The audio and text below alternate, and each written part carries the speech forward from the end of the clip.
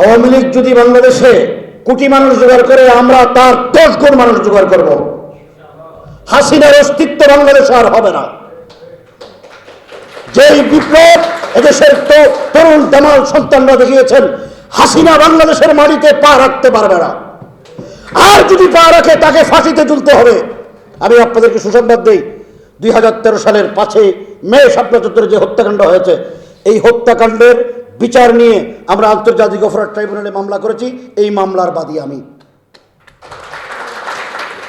আমার মামলায় হাসিনার ফাঁসি হবে, একবার নয়, কমপক্ষে 10 বার। মুজিববাদের যে মুজিববাদী ফেরাউন, তাকে আমরা দেখি নাই, কিন্তু তার মেয়ে লেডি ফেরাউনকে আমরা দেখেছি। এই লেডি ফেরাউনকে হার মারিয়েছে। আল্লাহ যে ফেরাউনের কথা বলছেন, এই ফেরাউনের অত্যাচার জুলুমকেও হার মারিয়েছে।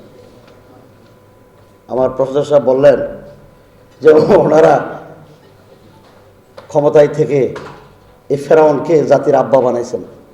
কিন্তু আমরা এটাও দেখেছি, 5ই আগস্ট যখন লেডি ফেরাউনের পতন হলো, ওনার আব্বার গলায় কিন্তু জুতার মালাও পড়ছে। 5 তারিখ এই জুলাই আন্দোলনে যারা ছিলেন, এখানে দল মত নির্বিশেষে সবাই ঝাঁপিয়ে পড়েছেন। কেন?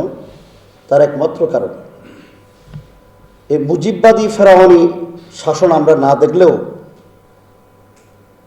ফ্যাসিস্ট হাসিনার যে ফেরাউনিয়ত আমরা দেখেছি, আমরা ভোগ করেছি তার জুলুম নির্যাতন, সেটা ইতিহাসে বিরল। এদেশের মানুষ সেই ক্ষোভ থেকেই সর্বশ্রেণীর মানুষ, নারী পুরুষ, আলেম ছাত্র জেনারেল সবাই ঝাঁপিয়ে পড়েছে। আমাদের মাদ্রাসা ছাত্রদের সাথে তো এই আন্দোলনের সাথে কোনো সম্পর্ক ছিল না। আমার তো ভাই মুজিবুর রহমান মঞ্জু ভাই আছেন, আমার অত্যন্ত ছাত্র জীবনের বন্ধু।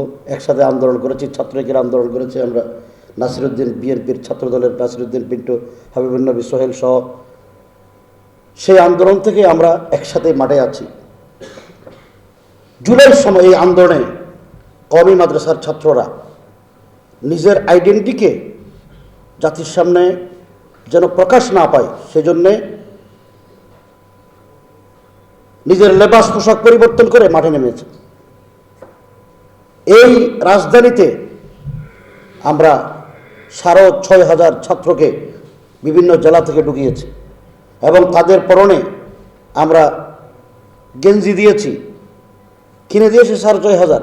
বারিদারা মৌজার প্রিন্সিপাল সাহেব সহ। যখন আমাদের ছাত্রদেরকে কিভাবে আনছি, মুন্সিগঞ্জ থেকে, কুমিল্লা থেকে, নদী পথে বালির বোটে করে, অ্যাম্বুলেন্সে করে এখানে ঢুকানো হয়েছে। উদ্দেশ্য কি? যেন এই ফ্যাসিজমের পতন হয়, এই আধিপত্যবাদী ভারতীয় দালালদের যেন পতন হয়। কিন্তু আমরা লক্ষ্য করলাম 5 তারিখ, মঞ্জু ভাই গেছেন কিনা আমি জানি না, 5 তারিখ যখন ছাত্র জনতার আন্দোলনে এই হাসিনার পতন হলো, সে যখন পালাই চলে গেল, রাত্রে কিন্তু সেই আন্দোলনটাকে হাইজ্যাক করা হয়েছে। আমি যখন বঙ্গভবনে হেফাজুল ইসলামের পক্ষ থেকে যাদেরকে ডেকেছিলেন, এখানে আমিও ছিলাম। বঙ্গভবনে যাওয়ার পরে দেখি দৃশ্য সম্পূর্ণ উল্টো। যাদের রক্তের বিনিময়ে এই জুলাই বিপ্লব সংগঠিত হয়েছে, তাদের কোনো প্রতিনিধিত্ব, সঠিক আসল প্রতিনিধিত্ব নাই। সেখানে দেখি সব আগেকার প্ল্যান করা পরিকল্পিত একটা নতুন সিস্টেম উপস্থাপন করা হয়েছে। তো আমাদের তো এই জুলাই আন্দোলনের সাথে, জুলাই রক্তের সাথে ওই দিনেই গাদ্দারি শুরু হয়েছে। এরপরে অন্তর্বর্তীকালীন সরকার আসলেন, ডক্টর ইউনূস সাহেবকে বড় আশা ভরসা নিয়ে আমরা ক্ষমতায় বসিয়েছিলাম। কিন্তু যেই লও সেই কদু, তিনি সেই হিন্দুস্তানি দালাল চক্রের খপ্পর থেকে বের হতে পারলেন না। তিনি দেশের জন্য একটি সম্পদ ছিলেন, কিন্তু এখন আমাদের ঘাড়ে কলঙ্কের বোঝা চাপিয়ে দিয়ে উনি চলে গেলেন।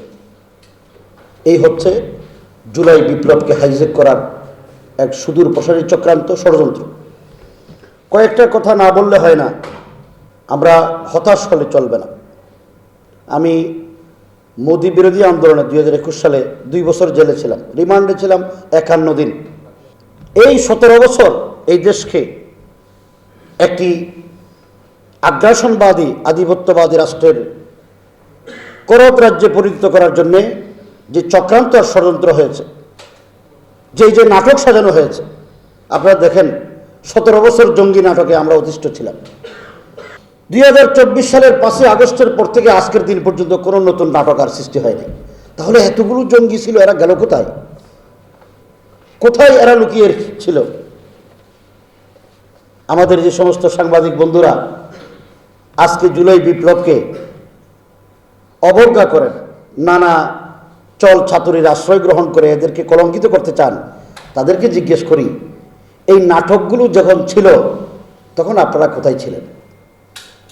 হিউম্যান রাইটস অর্গানাইজেশনগুলো তখন কোথায় ছিল? কথা বলে নাই কেন? ঢাকা বিশ্ববিদ্যালয়, জাহাঙ্গীরনগর বিশ্ববিদ্যালয়, বাংলাদেশের বিশ্ববিদ্যালয়ের বড় বড় প্রফেসর সাহেবরা যখন কথা বলতেন, এদেশের সংখ্যাগরিষ্ঠ জনগণের ধর্ম, সংস্কৃতি, তাহজিব, তামাদ্দুন, মূল্যবোধের বিরুদ্ধে যখন কথা বলতেন, তখন কিন্তু তারা মুখে কুলো পেটে বসেছিলেন। এখন নতুন নতুন বয়ান আবার চালু করতেছে। আমাদেরকে সতর্ক থাকতে হবে, সজাগ থাকতে হবে। জুলাই বিপ্লবকে হারানো যাবে না। এটাকে জাতির নতুন যে চেতনা, সেটাকে আমাদেরকে নতুন প্রজন্মের কাছে তুলে ধরতে হবে। আমাদের যে সমস্ত ভাই বোনেরা রক্ত দিয়েছেন, জীবন দিয়েছেন, তাদের এই আত্মত্যাগকে আগামী প্রজন্মের কাছে যেন তারা চেতনা পায়, প্রেরণা পায়, সেভাবে আমাদেরকে তুলে ধরতে হবে। রাষ্ট্রের সংস্কার প্রয়োজন। শুধু জুলাই সনদ দিয়ে রাষ্ট্রের সংস্কার হবে সেটা মনে করি না। জুলাই সনদ রাষ্ট্র সংস্কারের একটা মূলনীতি, কিন্তু আমরা সেই সংস্কারে যারাই অংশীজন ছিল তারা কিন্তু এখন আস্তে আস্তে সুর পাল্টিয়ে ফেলেছেন। সুতরাং এখানে কোনো অবস্থাতে কম্প্রোমাইজে যাওয়া যাবে না। শক্ত অবস্থান নিয়ে আমাদেরকে আমাদের অধিকার আদায় করতে হবে।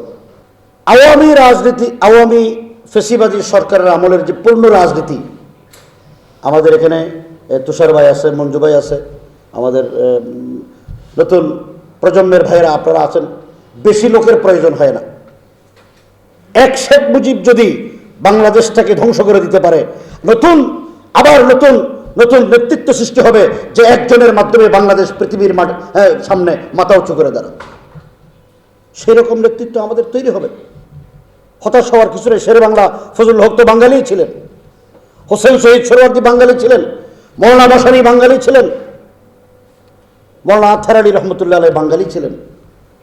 54 সালের যুক্তফ্রন্টের নির্বাচনে তারা মুসলিম লীগকে পরাজিত করে নেই। সুতরাং আমাদেরকে সেই ইতিহাস ধারণ করে নতুন চেতনা, নতুন উদ্দীপনা নিয়ে সামনে আগাতে হবে। আমার এক ভাই বলেছেন যে লেডি ফেরাউন নাকি বাংলাদেশে আবার আসবে। ওনারা মনে করেন, হুঙ্কার দেন যে এত প্লেনে, এত বিমানে করে এত লোক আসবে, কোটি কোটি মানুষ এয়ারপোর্ট তাকে রিসিভ করবে। ধরে নিলাম কোটি কোটি মানুষ যাবে, কিন্তু আওয়ামী লীগ বাংলাদেশে কয় ভাগের কয় ভাগ? আর আমরা কোথায় যাব? আওয়ামী লীগ যদি বাংলাদেশে কোটি মানুষ জোগাড় করে, আমরা তার 10 গুণ মানুষ জোগাড় করব। হাসিনার অস্তিত্ব বাংলাদেশে আর হবে না। যেই বিপ্লব এদেশের তরুণ দামাল সন্তানরা দেখিয়েছেন, হাসিনা বাংলাদেশের মাটিতে পা রাখতে পারবে না। আর যদি পা রাখে, তাকে ফাঁসিতে ঝুলতে হবে। আমি আপনাদেরকে সুসংবাদ দেই, 2013 সালের 5 মে শাপলা চত্বরে যে হত্যাকাণ্ড হয়েছে, এই হত্যাকাণ্ডের বিচার নিয়ে আমরা আন্তর্জাতিক অপরাধ ট্রাইব্যুনালে মামলা করেছি। এই মামলার বাদী আমি।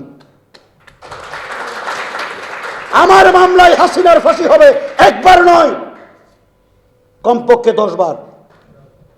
তো যে ফাঁসির আসামি, তাকে তো আমাদেরকে রিসিভ করতে হবে ফাঁসিতে ঝুলানোর জন্য।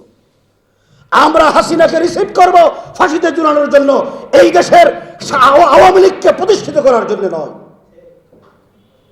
সেই চেতনা, সেই অঙ্গীকার আমাদেরকে করতে হবে।